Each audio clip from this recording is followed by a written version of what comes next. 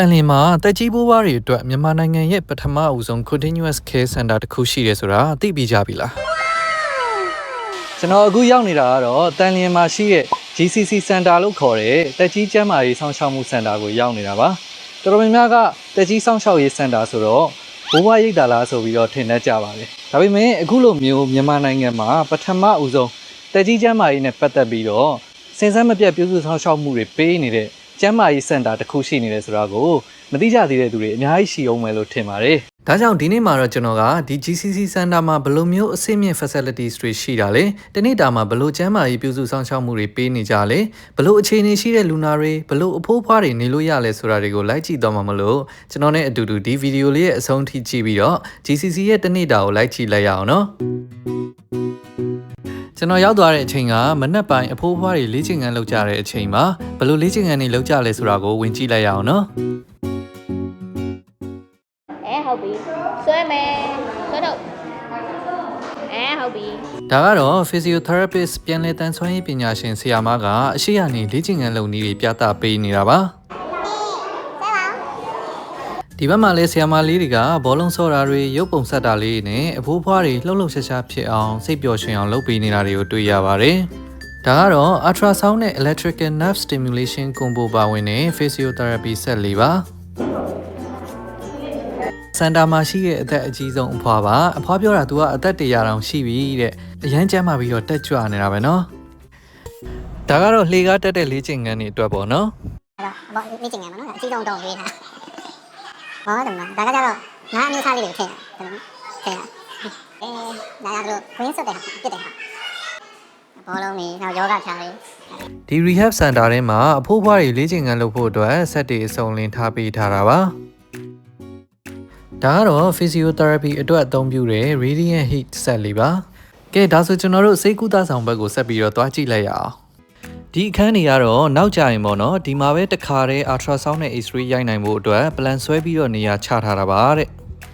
ဒါကတော့ဆေးတွေလိုအပ်ရင်ဝယ်ဖို့အတွက်ဆေးကောင်တာပေါ့ဆေးဝါးပညာရှင် pharmacist လည်းရှိပါတယ်ဒီနေရာလေးကတော့အခန်းကြီးရဲ့အပြင်ဘက်မှာပေါ့နော်အေးဆေးဆေးထိုင်လို့ရအောင်အေကန်းသဘောမျိုးလေးပြင်ဆင်ပေးထားတာပါကျွန်တော်ကတော့ဒီနံရံဘွားပကြီးကားလေးနဲ့ဆေးတုပ်ထားတဲ့အယောင်လေးတွေကိုတော်တော်သဘောကျနေတာပါဒါတော့ဆရာ single room ပေါ့လေကဲအရင်ဆုံး single room တယောက်ခန်းကိုဝင်ကြည့်လိုက်ရအောင်အခန်းထဲမှာဆိုရင် green TV နဲ့ဗီဒီယိုလေးတွေရှိတယ်ပေါ့နော်green ကိုသူကဆေးရုံနေမှာလို့မျိုးအနေအမြင့်လုပ်လို့ရတဲ့ green လုပ်ပေးထားတာကိုတွေ့ရတယ်green ကောင်းရင်မှာဆိုရင်လည်းဒီအကူအညီလိုအပ်ရင်ခေါ်လို့ရတဲ့ခလုတ်လေးပါပါတယ်ဒါပေမဲ့ဒီအခန်းရဲ့အပြင်အစင်ကိုပေါ့နော်သူကဆေးရုံလိုမျိုးမဖြစ်အောင်ပေါ့နေရတာတက်တောင့်တက်တာဖြစ်စေမဲ့ပုံစံမျိုးလေးပြင်ဆင်ပေးထားတာတွေ့ရပါတယ်ဒီအခန်းကတော့2ယောက်ခန်း double room ပါfacilities တွေကတော့အခန်းတိုင်းမှာအတူတူပါပဲဒါကတော့4ယောက်ခန်း4 bedded room မှာ8 bedded room 6ယောက်ခန်းလည်းရှိတယ်လို့ပြောပါတယ်ဒီ4ယောက်ခန်းမှာတော့ဗီဒီယိုလေးခုနဲ့ဂရင်လေးလုံးပါပါတယ်ဂရင်တစ်ခုနဲ့တစ်ခုကြားမှာလိုအပ်ရင် privacy ရအောင်လိုက်ကာလေးလည်းတက်လို့ရပါတယ်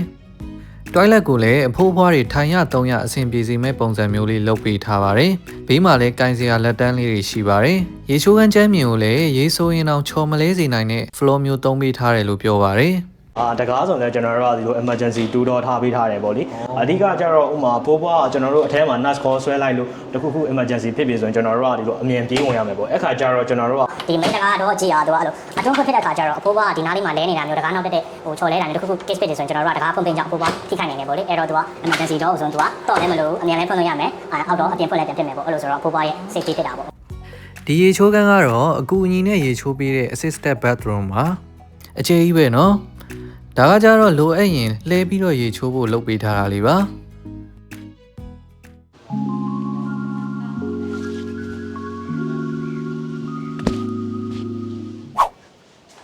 ါကတော့မနက်ပိုင်းဆိုရင်အဖိုးအဖွားတွေဖျားကြောတဲ့ဖျားကံပေါ့နော်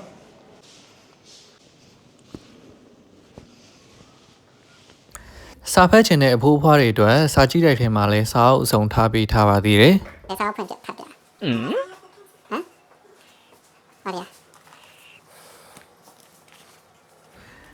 ဒီနေ့ကဆရာဝန်ကြီး round နဲ့နေ့ဆိုတော့အထူးကုဆရာဝန်ကြီးရောက်လာတာနဲ့ဆရာဝန်တွေသူနာပြုတွေ physiotherapist တွေနဲ့အတူအဖိုးဖွားတွေကိုလိုက်ကြည့်လိုက်ပါတယ်ဘယ်လိုလဲညအိပ်ပြောလားဖြည့်ပိုင်းတော့ဟိုလုပ်တာ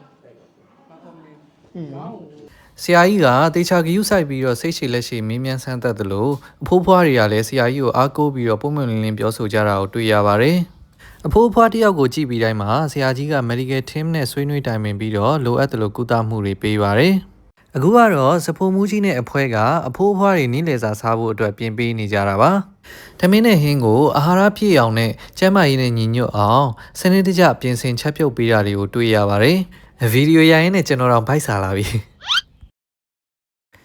ဒီမှာဆိုရင်အဖွားကိုပို့ပြီးတော့စားဝင်အောင်လို့ဆိုပြီးတော့ food blog ဖွင့်ပြထားပေးတာတဲ့စားပြီလားစားနေတော့ဟုတ်ပြီဖြည်းဖြည်းစား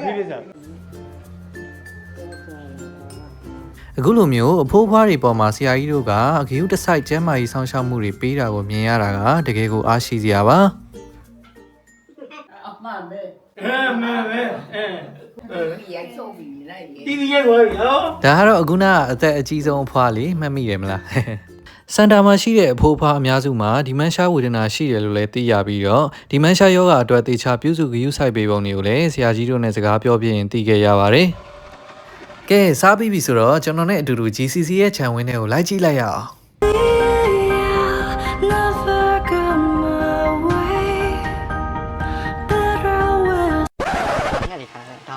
်တောင်းနေအောင်ချင်းနေအောင်လောင်းနေဒါကတော့အောက်ချင်းအောက်လောင်းနဲ့ဒေါင်းငတ်လေးတွေထားထားတဲ့ခြံလေးပါဒေါင်းငတ်အဖြူလေးကိုတော့မရိုက်ခဲ့လိုက်ရဘူးဝင်ကြည့်လို့ရတာခြံလေးတွေကိုဝင်ကြည့်တာပါဒီဘက်မှာတာလီကကြက်တူရွေးလေးတွေလည်းရှိပါတယ်တာလီကန်နဲ့ကြက်တူရွေးဟုတ်တယ်ဒါအပေါက်ဆက်ထားတယ်နေရာလေးကတော်တော်တာယာတာနော်တခြားမြို့တစ်ခုကိုရောက်သွားသလိုပဲတကယ်လို့ဒီ GCC စင်တာကိုအပြင်ကနေပြီးတော့လာပြီးတော့လေးလာခြင်းနဲ့ဆိုရင်လေအခကြေးငွေပေးစရာမလိုပဲအခုလိုမျိုးဘက်ကီလေးနဲ့လိုက်ပြပေးပါတယ်တဲ့ဒါကတော့ကျွန်တော်အကြိုက်ဆုံးရေတကိုနေရာလေးပါမြင်ရတာတကယ်ကိုအပန်းပြေပါတယ်ခြံဝင်းထဲမှာဒီလိုမျိုးဘန်ဂလိုအခန်းလေးလည်းရှိပါတယ်ဒီမှာကတော့ကျမ်းမာရေးအရာတင်းတော်တဲ့အဖိုးဖွားတွေပေါ့နော်နေခြင်းနဲ့ဆိုရင်နေလို့ရပါတယ်ဒါအပြင်တခြားလူတွေလည်း staycation အနေနဲ့လာတဲခြင်းတဲလို့ရပါတယ်တဲ့တော်တော်တာယာပြီးတော့နေခြင်းစရာနေရာလေးပါကျွန်တော်လည်း staycation လာနေဖို့စိတ်ဝင်စားလို့မေးကြည့်လိုက်တော့တချန်ကြရင် staycation အတွက် promotion ရှိတယ်လို့ပြောပါတယ်နေ့လယ်2 နာရီလောက်ကျတော့အဖိုးဖွားတွေအတွက်ပြောစရာ activities လေးတွေလုပ်ပါတယ်။တရက်နဲ့တရက်ကိုလည်းမတူတဲ့ activities လေးတွေလုပ်တယ်လို့သိရပါတယ်။ဥပမာတနင်္လာနေ့မှာပကြီးဆွဲတာမုတ်လုတ်စားတာလိုမျိုးဖန်တီးမှုနဲ့ဆိုင်တာလေးတွေလုပ်တယ်ဆိုရင်နောက်ရက်တွေမှာလှုပ်လှုပ်ရှားရှားလေ့ကျင့်ခန်းလေးတွေနဲ့စဉ်းစားတွေးခေါ်မှုကောင်းစေတဲ့ game လေးတွေဥပမာဒိုးဆက်ဆက်တာလိုမျိုးလုပ်ပါတယ်တဲ့။နောက်အဖိုးဖွားတွေကိုပေါ့နော်ခြံဝင်းထဲကို outdoor walking လိုက်ပို့ပေးတာတွေအကျော်လျှော့လေ့ကျင့်ခန်းကြွက်သားတန်မာစီမဲ့လေ့ကျင့်ခန်းလေးတွေလုပ်ပေးတာနဲ့ရုပ်ရှင်ကြည့်တချင်းဆိုတာမျိုးလေးတွေလည်းလုပ်တယ်လို့သိရပါတယ်အားလုံးမြင်ကြတဲ့အတိုင်းပဲပေါ့နော်ဒီနေရာအနေအထားရဲ့နောက် facilities တွေရဲ့နောက်ဆရာဝန်သူနာပြုပြန်လည်တန်ဆွမ်းရေးပညာရှင်တွေနဲ့ဒါ24နာရီစောင့်ကြည့်စောင့်ရှောက်ပေးတဲ့ service တွေရှိတော့ဒါယာယီအတွက်ရောရေရှည်အတွက်ပါနေခြင်းတဲ့သူတွေအတွက်အဆင်ပြေစေနိုင်ပါတယ်။ယာယီဆိုတာကတော့ဥပမာပြောရရင်ဒီဆေးရုံကဆင်းလာပြီမဲ့လဲဆက်ပြီးတော့စောင့်ကြည့်ကုသဖို့လိုအပ်တဲ့အဖိုးအဖွားတွေနောက်ဒီအိမ်မှာအမြဲတမ်းအဖိုးအဖွားတွေကိုစောင့်ရှောက်မှုပေးရတဲ့သူပါပေါ့နော်ဒီအကြောင်းအမျိုးမျိုးကြောင့်မအားလက်တော့တဲ့အခါမျိုးမှာဆိုရင်ဒါစောင့်ရှောက်မှုမပြတ်လက်သွားအောင်ဒီမှာယာယီထားလို့ရတာပေါ့နောက်တစ်ချက်ကကြတော့ဒီအသက်ကြီးပိုင်းနေမှာမဟုတ်ဘူးပေါ့နော်ဒီအကြောင်းတစ်ခုခုကြောင့်ဒီ recovery ဖြစ်ဖို့လိုအပ်နေတဲ့လူနာတွေပေါ့ဥပမာဒီအသက်ငယ်ငယ်နဲ့လေဖြတ်သွားတာယောဂအခြေအနေတစ်ခုခုကြောင့်ပေါ့နော်ဒီပြန်လည်တန်ဆွမ်းရေး rehabilitation လုပ်ဖို့လိုအပ်တဲ့လူနာတွေအတွက်လည်းဒီမှာ continuous care ပေးတဲ့ service ရှိပါတယ်။ရေရှည်နေဖို့အတွက်ကကြတော့ဒီနာတာရှည်ယောဂတစ်ခုခုရှိလို့ပေါ့နော်ကျန်းမာရေးဆောင်ရှောက်မှုလိုအပ်နေတာပဲဖြစ်ဖြစ်ဒါမှမဟုတ်ဘာယောဂမှမရှိဘူးဆိုရင်တော့မှဒီအသက်ကြီးလာတဲ့အချိန်ပေါ့နော်အေးအေးဆေးဆေး retirement အနေနဲ့ဒါမှမဟုတ် staycation အနေနဲ့နေချင်တာပဲဖြစ်ဖြစ်ဒီ GCC Center ကအဆင်ပြေလိမ့်မယ်လို့မြင်မိပါတယ်ဗျ။ GCC Center မှာနေမယ်ဆိုရင်အဖိုးဖွားတစ်ယောက်အတွက်ဘယ်လောက်ကုန်ကျနိုင်လဲဆိုတာကိုလည်းကျွန်တော်မေးခဲ့ပါသေးတယ်။မြန်မာနိုင်ငံမှာပထမဆုံးလည်းဖြစ်နောက် facilities တွေဆရာဝန်ကြီးတွေကျန်းမာရေးဆောင်ရှောက်မှုဂရုစိုက်မှုတွေကိုကြည့်ပြီးတော့ဈေးအရန်ကြီးမယ်လို့ထင်ထားပေမဲ့တင့်တော်တဲ့နှုံထားရှိတာကိုတွေ့ရပါတယ်။အခန်းကားတွေကတော့ကိုရွေးချယ်တဲ့အခန်းပေါ်မူတည်ပြီးတော့2000ကနေ8000အထိရှိပါတယ်။နောက်အစားအသောက် housekeeping ကျန်းမာရေးဝန်ဆောင်မှုnursing care နဲ့ physiotherapy ဒီဝန်ဆောင်မှုတွေအတွက်တရက်တာဝန်ဆောင်မှုနှုန်းထားကတော့8000ကျပ်လို့သိရပါတယ်။နောက်ခဏတာမဟုတ်ပဲရေရှည်နေခြင်းတဲ့သူတွေအတွက်လည်းကိုနေမဲ့ကြာချိန်ပေါ်မူတည်ပြီးတော့ 20% အထိ discount တွေရှိတယ်လို့ပြောပါတယ်။ကဲကျွန်တော်ရဲ့ဒီ vlog လေးကနေ GCC Center အကြောင်းသိချင်နေကြမဲ့သူတွေအတွက်အကျိုးရှိလိမ့်မယ်လို့မျှော်လင့်ပါတယ်။ GCC Center အကြောင်းအသေးစိတ်ထပ်သိချင်တာရှိရင်ဒီ page လေးနဲ့ဖုန်းနံပါတ်ကနေစုံစမ်းနိုင်ပါတယ်။အခြားသိချင်နေကြမဲ့သူတွေအတွက်လည်းအထောက်အကူဖြစ်သွားအောင်လို့ share ပေးလိုက်ကြအောင်နော်။အဆုံးထိကြည့်ပေးကြတဲ့သူတွေအားလုံးကိုကျေးဇူးတင်ပါတယ်ခင်ဗျာ။နောက်ထပ် vlog တွေမှာပြန်တွေ့ပါမယ်။တတား